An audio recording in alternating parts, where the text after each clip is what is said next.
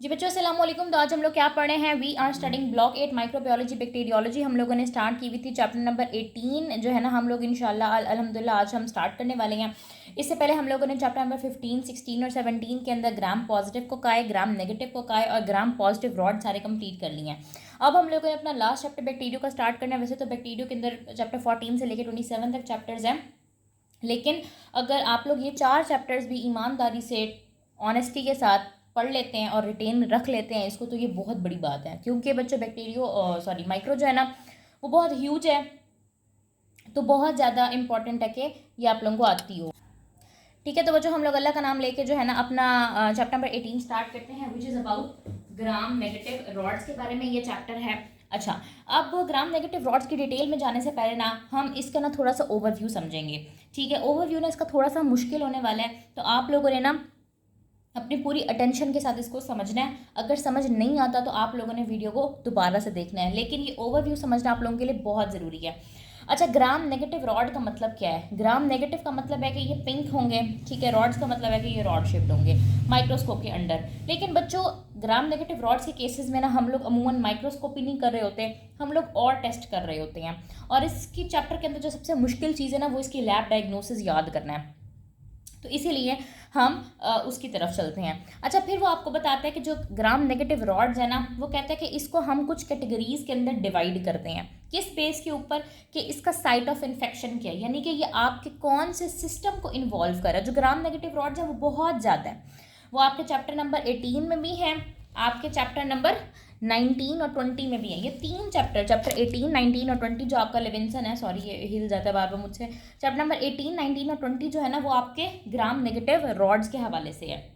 Chapter number 18 है वो आपके हवाले से है कि gram negative rods of enteric track, यानी कि जो आपके गैस्ट्रोइंटेस्टाइनल ट्रैक के ग्राम नेगेटिव रॉड्स हैं वो चैप्टर नंबर 18 के अंदर कवर हुए हुए हैं। इसके अलावा चैप्टर 19 और 20 के अंदर जो gram negative rods respiratory tract के हैं, और चैप्टर नंबर 20 के अंदर gram negative rods of animal sources cover किए हुए हैं। तो हम लोगों ने बच्चों क्या कवर करना है? हम लोगों ने चैप्टर नंबर 18 कवर करना है, यानी कि gram negative rods of enteric track. ठीक है, लेकिन पता आप लोगों को ये होना चाहिए कि ग्राम नेगेटिव रॉड्स को सोर्स ऑफ इन्फेक्शन के बेस। तो बच्चों, मैं आप लोगों से क्या बात करी थी? मैं आप लोगों से बात कर रही हूँ कि जो ग्राम नेगेटिव रॉड्स होते हैं इनको हम 3 कैटेगरीज में डिवाइड करते हैं on the basis of source and site of infection. Gram negative rods आपके एंटेरिक ट्रैक के अंदर डिजीज कॉज कर रहे हैं, आपके रेस्पिरेटरी ट्रैक के अंदर डिजीज कॉज कर रहे हैं, और एनिमल सोर्सेज के साथ इनका लिंक है। तो उसकी बुनियाद पर आपकी बुक के अंदर 3 चैप्टर बने हुए हैं, चैप्टर नंबर 18, 19 और 20। But we are now focused with chapter number 18। हम बात करेंगे सिर्फ एंटेरिक ट्रैक की। ठीक है। अच्छा, अब जो एंटेरिक ट्रैक होता है ना, उसके अंदर भी फिर आगे मजीद 3 डिवीजन्स हैं, यानी कि एंटेरिक ट्रैक के ग्राम नेगेटिव रॉड्स ऐसे होंगे जो कि सिर्फ primarily within the enteric track infection cause करेंगे, जिसमें शिगीला है, विब्रियो है, कैम्पाइलोबैक्टर है और हेलिकोबैक्टर है। इसके अलावा कुछ हमारे पास ग्राम नेगेटिव रॉड्स होंगे जो both within and outside the enteric tract cause करेंगे इन्फेक्शन, यानी कि एंटेरिक ट्रैक के अंदर भी, एंटेरिक ट्रैक से बाहर किसी और सिस्टम को भी इन्वॉल्व कर सकते हैं, जैसे कि एस्क्रीशिया या इकोलाई, इसके अलावा साल्मोनेला। ठीक है, 2 याद करने हैं बच्चों, both within and outside. कौन कौन से हैं? Escherichia and Salmonella. Primarily within हमारे पास क्या है? शिगीला, विब्रियो, कैम्पाइलोबैक्टर, हेलिकोबैक्टर, और आउटसाइड ओनली, यानी कि ये सिर्फ एंटेरिक ट्रैक से बाहर बाहर रहेंगे, क्लेब्सिella एंट्रोबैक्टर सिराशिया ग्रुप, प्रोटियस प्रोविडेंशिया मॉर्गनेला ग्रुप, और इसके अलावा एक और ग्रुप भी था, मैंने इतना ज़्यादा डिटेल से नहीं लिखा क्योंकि इसकी एग्जांपल्स याद करनी इंपॉर्टेंट है जितने ये दोनों ज़्यादा इंपॉर्टेंट है। स्क्रीशिया और साल्मोनेला आपने याद रखना है कि विद इन और आउटसाइड कॉज करेगा, और Shigella, Vibrio, Campylobacter, Helicobacter primarily within the enteric tract cause करेगा, और आउटसाइड में हमारे पास, अगर आपने याद रखना भी या तो आप क्लेब्सिella याद रख लो, एंटेरोबैक्टर याद रख लो, और प्रोटियस याद रख लो यहाँ से, बस इतना काफ़ी है। ठीक हो गया। फिर हमारे पास वो कह रहा था कि चैप्टर नंबर 19 के अंदर आप लोग पढ़ेंगे कि जो ग्राम नेगेटिव रॉड्स होते हैं रेस्पिरेटरी ट्रैक की इन्फेक्शन कॉज करते हैं। उसमें हमारे पास हिमोफिलस है, जिसको हिमोफिलस इन्फ्लुएंजी भी बोलते हैं, इन्फ्लुएंजा कॉज कर रहा होता है। ल्यूजोनीला है, जिसको ल्यूजोनीला नीमोफिला भी कहते हैं, निमोनिया कॉज कर रहा होता है। इसके अलावा बॉर्डेटेला है। अच्छा जी, ये वाला चैप्टर ना बच्चों, ये आप लोगों के नेक्स्ट ब्लॉक के अंदर भी इंक्लूडेड है। ठीक है, तो बेहतर है कि इसको यहीं से पढ़ लो, और आगे भी आप लोगों ने पढ़ना ही है, या फिर यूं कर लो कि ब्लॉक 8 के लिए इसको छोड़ दो, ब्लॉक 9 के अंदर पढ़ लेना और प्रॉफ में दोनों में पढ़ लेना। ठीक है, ठीक है। तो बच्चों ये मैंने आप लोगों को इसकी कैटेगरीज़ का बता दिया। सॉरी आज थोड़ी सी डिस्टर्बेंस हो रही है वीडियो बनाते हुए। असल में बात ये कि गर्मी बहुत ज़्यादा, मैं फ़ैन भी ऑन नहीं कर सकती, और दूसरी बात ये कि सेशन भी साइमल्टेनियसली चल रहा है, तो मुझे भी ये भी रिकॉर्ड करना होता है, तो मैं थोड़ी सी डिस्टर्ब हुई हुई हूँ। तो मैंने आप लोगों को अब तक ये बात बताई है कि जो ग्राम नेगेटिव रॉड्स हैं उनको हम 3 कैटेगरीज में डिवाइड करते हैं on the basis of source and site of infection. इसमें हमारे पास कौन कौन से थे? एंटेरिक ट्रैक, रेस्पिरेटरी ट्रैक और एनिमल सोर्सेज। एंटेरिक ट्रैक के अंदर मजीद हमने आगे 3 डिवीजन्स पढ़ी, primarily with in, both within and outside and only outside. उसमें हमने उसकी एग्जांपल्स याद की हैं। अब ये बात खत्म हो गई, अब हम न्यू बात स्टार्ट करते हैं। एंटेरोबैक्टीरियाशी फैमिली क्या होती है बच्चों? बेसिकली जिस तरह हमारी फैमिलीज़ होती हैं, हमारे ख़ानदान होते हैं, उस तरह ग्राम नेगेटिव रॉड्स की भी एक फैमिली है। एक फैमिली का बताया हुआ, वैसे कई सारी होंगी, एक का बताया हुआ है विच इज़ एंटेरोबैक्टीरियाशी फैमिली। एंटेरोबैक्टीरियाशी फैमिली के अंदर हमारे पास कुछ ग्राम नेगेटिव रॉड्स होते हैं और कुछ ग्राम नेगेटिव रॉड्स इस फैमिली का पार्ट नहीं है।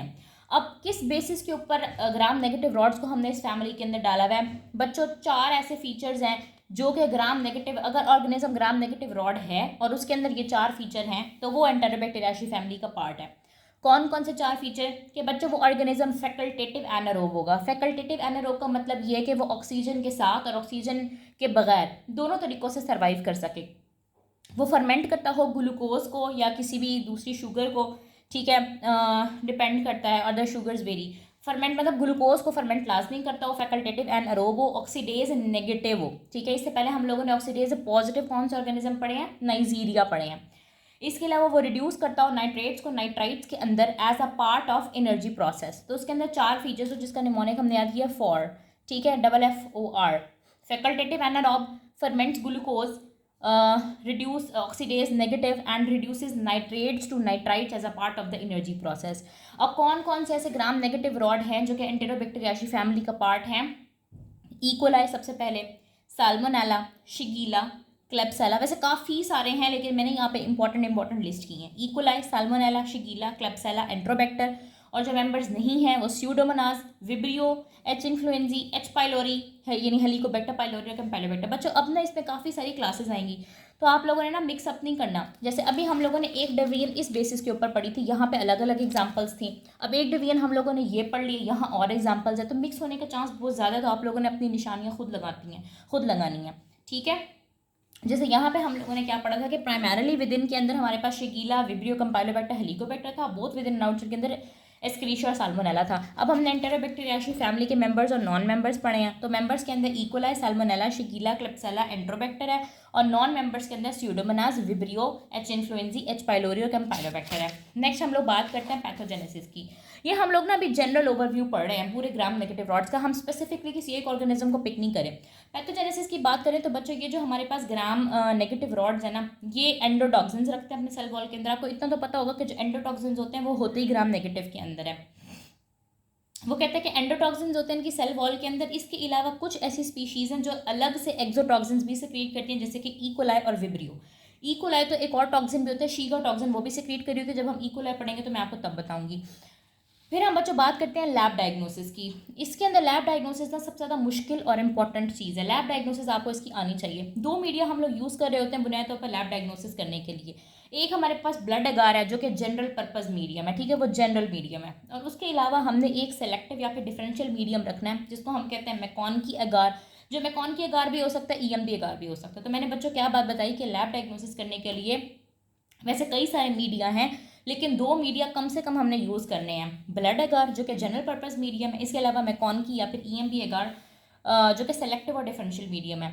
अब सेलेक्टिव क्या होता है, डिफरेंशियल क्या होता है? बच्चों सेलेक्टिव का मतलब होता है कि ये मीडियम सिर्फ सेलेक्ट करता है ग्राम नेगेटिव ऑर्गेनिज्म को, ग्राम पॉजिटिव को ग्रो नहीं करने देगा, ठीक है। यानी कि it is selective for only some species and non selective for others.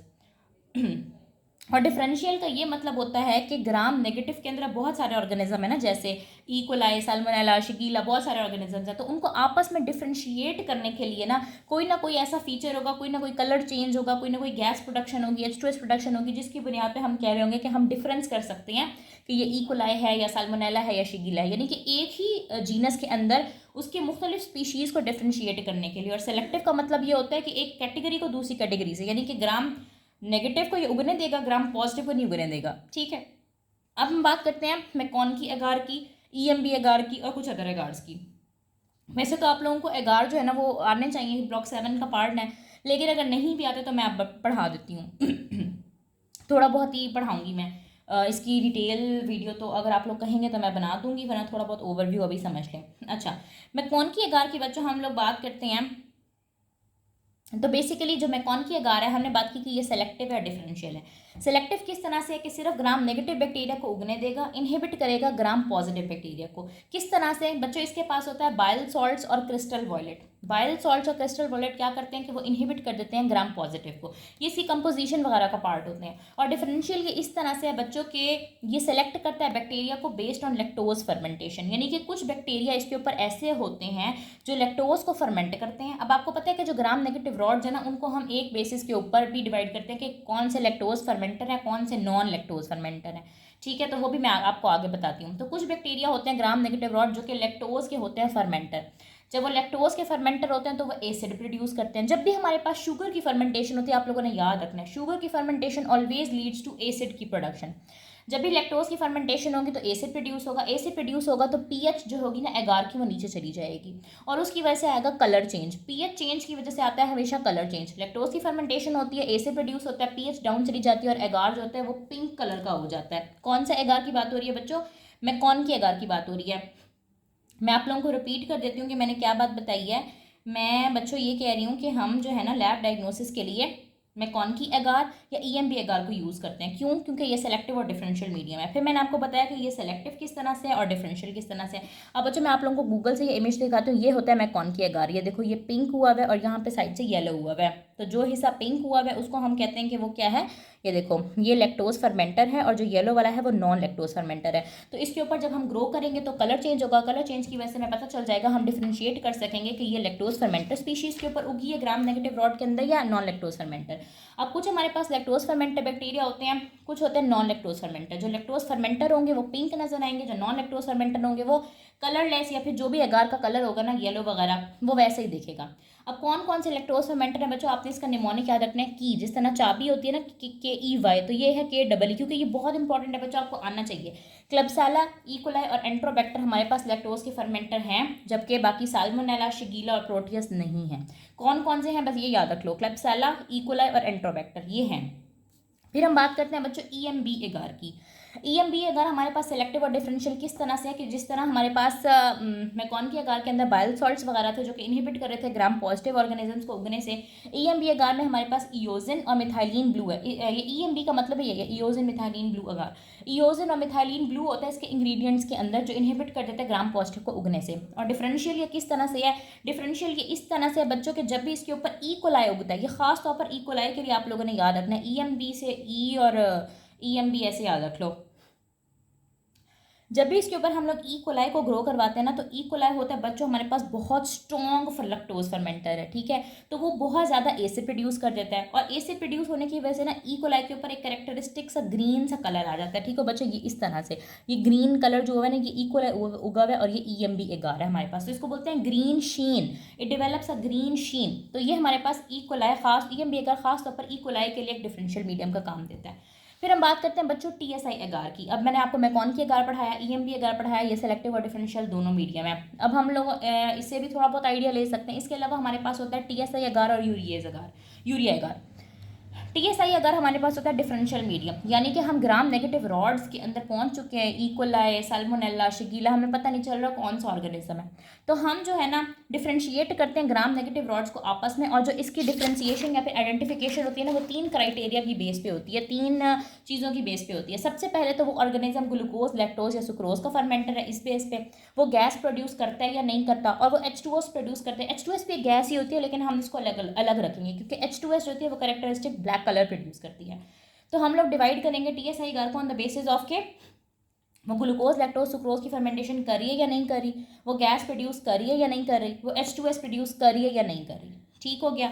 ये टीएसआई एगार के अंदर ऑर्गेनिजम्स को डिफरेंशिएट करने के क्राइटेरियाज हैं, ठीक है। अब कंपोजिशन क्या होती है टीएसआई एगार, मैं ज़रा डिटेल से पढ़ाती हूँ क्योंकि इसमें बच्चों को बहुत मसला होता है। टीएसआई एगार की ना कंपोजिशन क्या क्या होती है।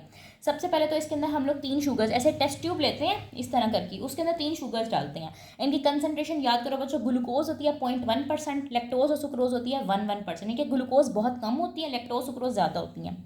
इसके अलावा इसके अंदर प्रोटीन्स या पेप्टोन्स डाले जाते हैं, फिनोल रेड डाला जाता है जो कि पीएच का इंडिकेटर होता है। इसके अलावा सोडियम थायोसल्फेट और फेरस सल्फेट होता है जो कि डिटेक्ट कर रहा होता है H2S को। यानी कि ये 3 शुगर्स हो गई, इसके अलावा प्रोटीन्स हो गई, ठीक है, 3 शुगर हो गई और प्रोटीन हो गई जो बैक्टीरिया अपने खाने के लिए इस्तेमाल करेगा, जो बैक्टीरिया की डाइट हुई। फिनोल रेड हम डालते हैं ताकि पीएच चेंज हो और ये पीएच चेंज का इंडिकेटर होता है। इसके अलावा H2S को डिटेक्ट करने के लिए हमारे पास सोडियम थायोसल्फेट और फेरस सल्फेट होता है। अच्छा बच्चों, आप लोगों ने याद रखना है कि हम लोग ये बैक्टीरिया के खाने, इसके बाद बैक्टीरिया डालेंगे इसके अंदर। बैक्टीरिया के खाने के लिए हम रख रहे हैं ना ये सारी चीज़ें, शुगर्स और प्रोटीन। अगर तो बैक्टीरिया शुगर को खाएगा, शुगर को ईट करेगा, शुगर को फर्मेंट करेगा तो हमेशा ए से प्रोड्यूस होगा और कलर क्या हो जाएगा, येलो हो जाएगा। और येलो कलर को ना हम ए से डिनोट करते हैं TS आकार के अंदर। और जब भी बैक्टीरिया प्रोटीन को ईट करेगा, प्रोटीन को खाएगा, प्रोटीन को फर्मेंट करेगा, प्रोटीन को यूज़ करेगा तो हमेशा मीडियम अल्कलाइन हो जाएगा, जिसको हम रेड कलर से डिनोट करेंगे, या वो कलर रेड हो जाएगा उसको हम K से डिनोट करेंगे। तो मैंने आपको क्या बताया कि हमने TS आकार के अंदर 3 शुगर्स और 1 प्रोटीन डाली है बैक्टीरिया की ईट करने के लिए। अगर बैक्टीरिया शुगर ईट करता है तो ए से प्रोड्यूस होगा, कलर येलो हो जाएगा। बैक्टीरिया प्रोटीन ईट करता है, अल्कलाइन मीडियम हो जाएगा, रेड कलर का। येलो का मतलब ए है, रेड का मतलब के है, ठीक है। एसिड येलो ए, अल्कलाइन रेड ए के। अच्छा, ये हम लोगों ने टेस्ट ट्यूब ली थी ना, टेस्ट ट्यूब, ये देखो, ये हम लोगों ने टेस्ट ट्यूब ली थी, इसके अंदर हमने ये सब कुछ डाल दिया। उसके बाद ना हम इसको थोड़ा सा एंगल के ऊपर रख देंगे। जब हम एंगल के ऊपर रखेंगे ना तो बेसिकली हम यहाँ पर 2 चीज़ें प्रोड्यूस हो जाएंगी। ये क्या होता है, इसको कहते हैं स्लांट और इसको कहते हैं बट। यानी कि जो आप लोगों ने चीज़ें डाली है ना उसकी बेस पे, जो आप लोगों ने चीज़ें डाली है ना उसकी बेस पे ये स्लांट और बट बन जाएगा। स्लांट हमारे पास क्या होगा, बेसिकली बच्चों ये 2 तरह के इन्वायरमेंट्स हैं। हम बैक्टीरिया को टेस्ट कर रहे हैं इन 2 इन्वायरमेंट्स, उसके मेटाबॉलिज्म को टेस्ट कर रहे हैं। हम देखना चाह रहे हैं कि बैक्टीरिया शुगर को खाता है या वो प्रोटीन को खाता है, और उसके लिए हमने 2 इन्वायरमेंट्स प्रोवाइड की हैं, एक एरोबिक और एनारोबिक। जो स्लांट होता है ना ऊपर वाला मीडियम, उसके अंदर ऑक्सीजन पहुंच रही होती है तो वो होता है एरोबिक। जो नीचे वाला मीडियम है बट उसके पास ऑक्सीजन नहीं पहुंचती तो वो होता है एनारोबिक। ये बात आप लोगों को समझ आई कि पहले हम लोगों ने कंपोजिशन तैयार की TSI आकार की, उसके अंदर शुगर्स डाले, प्रोटीन डाले, इंडिकेटर डाला और ये H2S को अटैक करने के लिए सोडियम थायोसल्फेट और फेरस सल्फेट डाला। उसके बाद हमने उसको एक एंगल पे रख दिया इस तरह से कि उसके अंदर स्लांट और बट प्रोड्यूस हो गया। स्लांट ऑक्सीजन रिच होता है तो वो एरोबिक इन्वायरमेंट प्रोवाइड करेगा, बट लिटिल ऑक्सीजन कंटेनिंग होता है तो वो एनारोबिक इन्वायरमेंट प्रोवाइड करेगा। तो इस तरह हम बैक्टीरिया को 2 इन्वायरमेंट के अंदर टेस्ट कर सकेंगे। फिनोल रेड का फंक्शन ये है कि ये कलर चेंज को रिकॉर्ड करेगा जब पीएच चेंज होगी। मैंने आप लोगों को पहले ही बताया है कि जब हमारे पास शुगर फर्मेंटेशन होती है तो एसिडिक हो जाते हैं मीडियम, येलो कलर हो जाता है और इसको हम डिनोट करते हैं ए से। और जब शुगर फर्मेंटेशन नहीं होती, प्रोटीन की फर्मेंटेशन या ब्रेकडाउन होती है तो मीडियम अल्कलाइन हो जाता है, रेड या पिंक कलर का, उसको हम के से डिनोट करते हैं। तो सबसे पहले हम पहले केस के ऊपर आते हैं। पहला केस हमारे पास क्या है कि बैक्टीरिया अगर सिर्फ फर्मेंट करता हो ग्लूकोज को। फॉर एग्जाम्पल हमारे पास क्या है कि अब अगर बैक्टीरिया सिर्फ ग्लूकोज का फर्मेंटर है, फॉर एग्जांपल शिगीला हमारे पास क्या करता है कि उसकी ये आदत है कि वो सिर्फ ग्लूकोज को खाता है, वो बाकी ना लैक्टोज को खाता है, ना सुक्रोज को खाता है, ना वो प्रोटीन्स को खाता है। 4 चीज़ है ना खाने के लिए, ग्लूकोज, लैक्टोज, सुक्रोज और प्रोटीन्स। तो शिगीला सिर्फ ग्लूकोज को खाता है। तो ग्लूकोज तो एगार के अंदर बहुत थोड़ी सी होती है, सिर्फ 0.1% होती है। जैसे ही बैक्टीरिया तो फ़ौरन से खा लेगा, चुटकियों में खा लेगा। जैसे ही